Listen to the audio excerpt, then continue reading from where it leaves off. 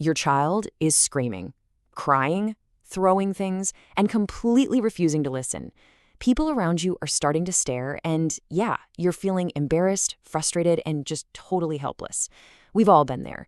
But what if I told you that tantrums are actually not bad behavior at all? It's true. They're actually a sign of a rapidly developing brain.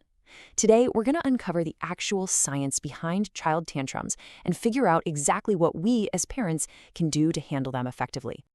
Welcome to this explainer on the anatomy of a tantrum and what's really happening inside the developing brain. If you're looking for practical parenting insights drawn directly from child psychology, you are definitely in the right place. Let's dive right in. Part 1. Inside the meltdown, the neurological storm. So the first incredibly important thing to understand is that most tantrums are simply not planned. Children aren't sitting there thinking, hey, how can I make my parents miserable today? Their brain is just struggling to manage some seriously powerful emotions. You see, during a tantrum, two parts of the brain are basically at war. You've got the emotional brain, think of it as a smoke detector that reacts lightning fast, detecting threats like anger or fear, and then pouring hormonal gasoline on the fire. On the flip side is the thinking brain, which acts like a lid on a boiling pot, responsible for reasoning and self-control. But here's the catch. In young kids, this part is still immature. When emotions peak, the emotional brain completely takes over, and the thinking brain literally goes offline temporarily. That is exactly why trying to use logical explanations during a meltdown is pretty much useless. Okay, so what actually causes this massive system overload? Well, there are a few really common everyday triggers. First up is hunger. I mean, even we adults get irritable and hangry, right? But it hits kids so much harder. Then there's tiredness, especially right around bedtime or after a crazy busy day. Frustration is a huge one too, like when they just can't tie their shoes or they can't quite communicate what they want. Too much stimulation from loud, crowded environments can also trigger it. And finally, feeling powerless. Think about it. Kids have very little control over their daily decisions, and a tantrum is often just a raw expression of that frustration. Part 2. Sensory overload. Autistic meltdowns. Now, we really need to distinguish between your standard frustration-based tantrums and autistic meltdowns, because mechanically, they operate quite differently. In a neurotypical brain, there's a region called the insula. Its job is to take in all the outside sensory data, realize the situation is safe, and hit the parasympathetic brake to calm the body down. But for some autistic individuals, reduced connectivity in this area basically prevents that brake from ever engaging.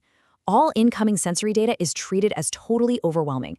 The brain creates these ambiguous danger signals, which plunges the child into a chronic, full-blown fight-or-flight response. So it's a genuine physiological overload, absolutely not misbehavior. Part 3. Normal phase or clinical red flag. So how do we actually tell the difference between a totally normal developmental phase and something that might need clinical attention? Well, researchers took a close look at the tantrum styles of preschoolers, and the differences are stark. With healthy tantrums, kids might scream and cry, sure, but they rarely escalate to excessive violence, and they recover fairly easily. However, children struggling with mood disorders often show internally directed anger, engaging in high rates of self-injurious behavior during a meltdown. On the other hand, children with disruptive disorders tend to display really intense outward aggression toward caregivers or objects, and they have a very poor capacity to calm themselves down. And the research really highlights one absolutely crucial number to look out for, and that is 25 minutes. If a child's tantrums are consistently lasting 25 minutes or longer, or if they're happening more than 5 times a day on multiple days, those are major red flags that definitely warrant checking in with a professional for a mental health evaluation. Part 4. What harsh parenting does to stress regulation. When your kid is in the middle of a meltdown, what should you absolutely not do? Well, don't yell, don't shame them by saying things like, stop acting like a baby, or everyone is looking at you, and don't try to argue logic with them. And please don't take it personally, they aren't attacking you. When a parent responds harshly, it triggers something called RSA inertia in the child. This basically means that the child's elevated fight-or-flight stress level gets totally stuck. It takes them significantly longer to return to a baseline state of calm. Instead of learning self-regulation, harsh parenting completely disrupts the process. Yelling literally just adds more emotion to an already chaotic situation, and these kids end up developing rigid stress responses, meaning they'll need even more external help to calm down as they grow up. Part 5. Science-backed de-escalation and solutions. Okay, so what should we do instead? Let's walk through the steps. Step 1, stay calm. Think of yourself as the emotional anchor in the room. Step 2, ensure safety. Move any dangerous objects out of the way or move to a safe space. Safety always comes first. Step 3, acknowledge their feelings. You can simply say, I can see you're really upset right now, or you're disappointed because you wanted more playtime. It helps them feel understood. Step 4, wait for the storm to pass. Most tantrums just naturally lose intensity over time. Remember, their thinking brain is overwhelmed, so this is definitely not the time for a lecture. And finally, step 5, teach later. Once the emotion finally settles down, that's when you discuss what happened, what they felt, and better ways to handle it next time. You might be wondering, why does staying calm actually work so effectively? Well, it all comes down to mirror neurons. These are brain cells that fire both when you do something and when you watch someone else do it. So when you manage your own stress response first, your mirror neurons literally help transfer your biological calmness directly to your child.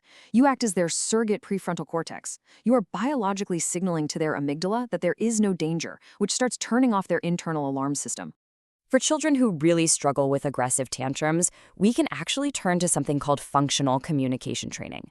For example, in one clinical study, when a child with severe autism who historically threw heavy objects was simply taught to touch a My Turn card instead, aberrant behavior dropped to absolutely zero in many sessions. It's a real game changer. Providing a child with a functional, healthy way to communicate completely replaces those desperate, aggressive behaviors that previously got them what they wanted. Part 6, the long-term goal, building emotional skills. At the end of the day, the ultimate goal here isn't to just magically stop every tantrum from ever happening again. The goal is to build emotional skills. Kids aren't born knowing how to manage massive emotions. Just like reading or riding a bicycle, they have to learn it, and they learn it from us.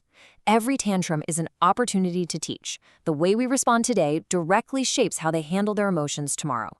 Because really, behind every single tantrum is a child who simply needs guidance, not punishment. I really want to hear from you on this one.